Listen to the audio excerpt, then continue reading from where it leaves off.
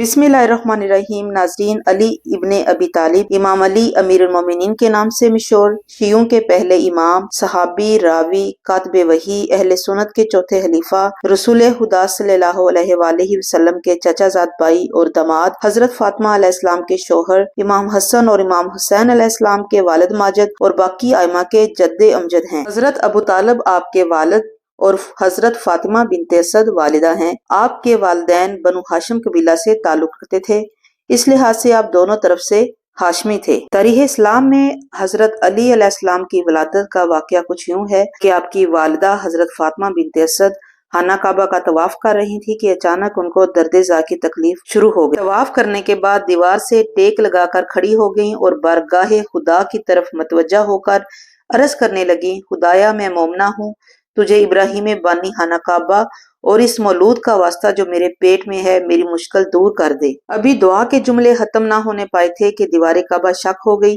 और हजरत फातिमा खाना काबा के अंदर दाखिल हो गई और दीवार दोबारा से जूं की तूं हो गई। मस्जिद अल हराम में लोग खौफजदा हो गए और उन्होंने दरे काबा का दरवाजा खोलने की लाख कोशिश की, मगर दरवाजा नहीं खुला। बलाहर जान गए कि इस वाक़े में कोई अहम राज है और इस माजरे का ताल्लुक मशीयत इलाही से है। दीवार का जो नुक्ता अमीरुल मोमिनीन के वालदा के लिए शगाफ्तार हुआ था, इसका नाम मस्तजार है और रुकने यमानी के साथ जुड़ा हुआ है। इस वक़्त से अब तक 1450 बरस गुजर चुके हैं और इस तवील मुद्दत में खाना काबा की कई बार तमीर हुई, हत्ता कि इसके पत्थर तक तब्दील किए गए, मगर हर बार तमीर या तमीर नो और पत्थर की तब्दीली के बाद भी खाना काबा अपनी मुस्कुराहट नहीं भूलता और दीवार में फिर भी वही शगाफ जाहिर हो जाता है। ये वलादत बाशहादत हजरत अली इब्ने अबी तालिब करमुल्लाह वजह अल करीम है। आपने सरवरे कायनात के आगोश में पहली दफा अपनी आंखें खोली और जमाल रसालत पर नजर डाली। बस नाजरीन, तारीख इस्लाम में अमीरुल मोमिनीन हजरत अली अलैहिस्सलाम को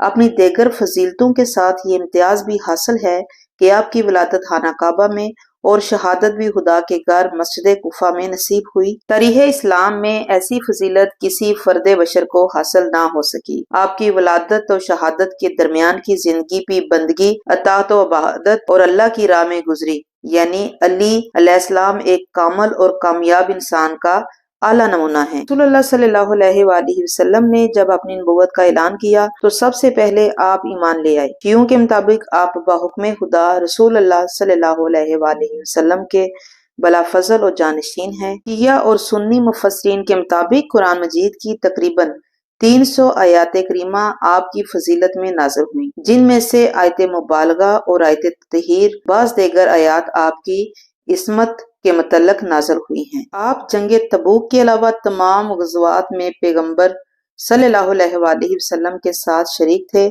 जंगे तबूक में रसूल करीम सल्लल्लाहु अलैहि वसल्लम ने मदीने में आपको अपने जानशीन के तौर पर मुकर्रर किया। आपने जंगे बदर में बहुत से मुशरिकीन को कत्ल किया। जंगे उहद में हजरत मोहम्मद सल्लल्लाहु अलैहि वसल्लम की जान की हिफाजत की। जंगे हंदक में उमर बिन अब्दूद को कत्ल करके जंग का खात्मा कर दिया और जंगे हैबर में दर हैबर को खाड़ कर जंग फतह कर ली। रसूल खुदा सल्लल्लाहु अलैहि वसल्लम ने अपने आखिरी हज से वापसी पर अल्लाह ताला के हुक्म से गदीर हम के मकाम पर लोगों को जमा किया। खुतबा गदीर पढ़ने के बाद हजरत अली को अपने हाथों पर बुलंद किया और फरमाया, जिसका मैं मौला हूँ उसका अली मौला है।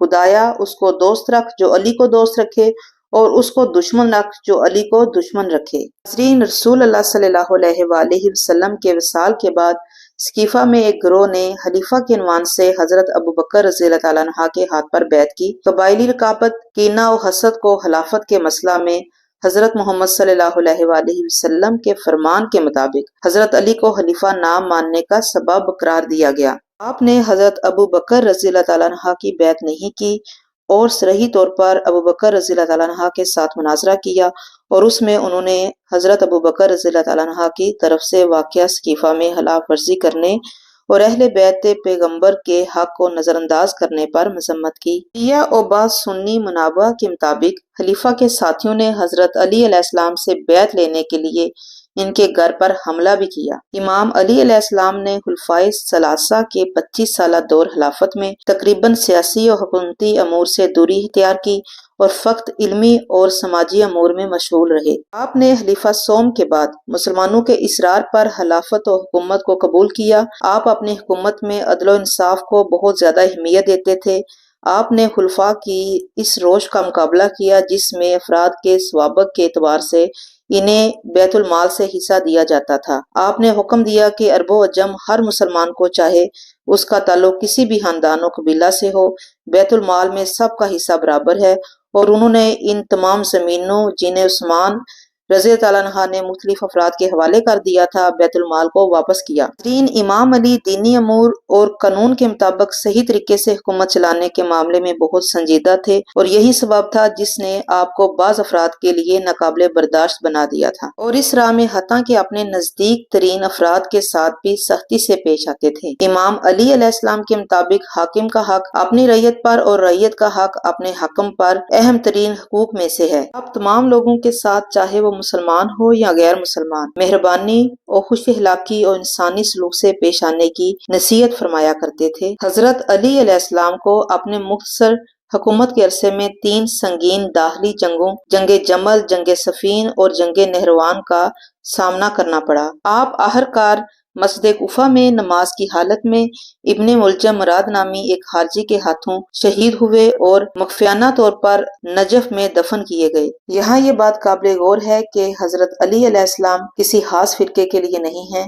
بینگ مسلم ہمارے دلوں میں حضرت علی علیہ السلام کی محبت ہونی چاہیے، اور یہی ہمارے ایمان کا حصہ ہے۔ حضرت علی علیہ السلام سے بغض کفر کی علامت ہے۔ امام علی اہل بیت میں سے ہیں اور نبی کریم صلی اللہ علیہ وسلم کے جانشین اور ساتھی تھے۔ آپ کی انفرادی، گھریلو، اخلاقی، معاشرتی زندگی سب قرآن و سیرت نبوی کا کامل اور عملی نمونہ ہے۔ آپ دنیا کی محبت سے کوسوں دور تھے اور آپ کی ساری زندگی رضا الہی میں گزری۔ اے میرے خدا، ہمارے دلوں میں اہل بیت کی محبت اور قرآن پاک کی اہمیت کو اس قدر بڑھا دے کہ ہم سیرت نبوی اور سیرت اہل بیت پر عمل کر کے اپنی زندگی کا ہر لمحہ تیری رضا کے لیے گزاریں۔ آمین یا رب العالمین۔